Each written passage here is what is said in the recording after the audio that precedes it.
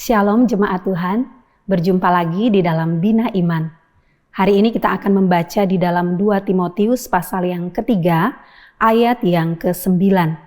Demikian firman Tuhan. Tetapi sudah pasti mereka tidak akan lebih maju, karena seperti dalam hal Yanes dan Yambres, kebodohan mereka pun akan nyata bagi semua orang. Ayat ini tentu tidak terlepas dari ayat-ayat yang ada di atasnya. Dalam perikop ini kita belajar mengenai keadaan manusia pada zaman akhir.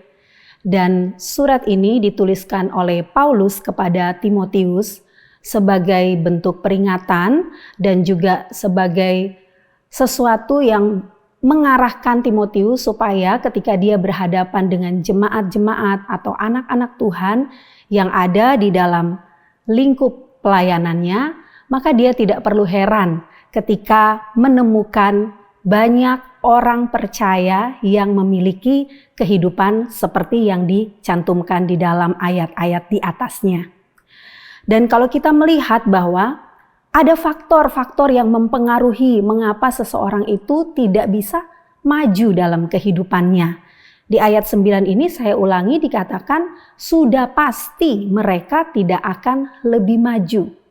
Tentu semua orang ingin maju dalam hidupnya, terutama di dalam pertumbuhan imannya. Namun ternyata walaupun sudah menjadi anak Tuhan, ada hal-hal yang cukup berpengaruh bagi kehidupan kita yang membuat kita tidak bisa lebih maju lagi.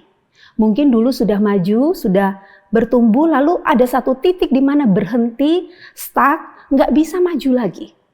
Nah, kita memperhatikan apa yang dikatakan oleh firman Tuhan di ayat-ayat yang di atasnya, terutama di ayat yang pertama dikatakan, ketahuilah bahwa pada hari-hari terakhir akan datang masa yang sukar. Jadi kita diperingatkan bahwa akan datang masa yang sukar, masa yang berbahaya, masa yang sulit, masa yang menyedihkan, masa yang penuh dengan tekanan. Nah, ini bicara soal faktor eksternal. Apa yang ada di luar kita, banyak hal yang bisa mempengaruhi kita dengan kondisi dunia yang ada saat ini. Dan hal ini disampaikan kepada Timotius berarti bahwa sejak masa di mana Timotius ada, bahkan sampai hari ini, bahkan sepanjang masa sampai pada kedatangan Tuhan, masa ini, waktu-waktu sukar itu akan terus ada. Di mana saja, di momen apa saja dalam kehidupan kita, karena kita tinggal di dalam dunia yang sudah rusak. Sebab itu firman Tuhan memperingatkan kepada kita bahwa di masa sukar ini ada banyak pengaruh dari luar yang bisa membuat kita tidak maju di dalam iman. Iman kita menjadi stuck, menjadi berhenti.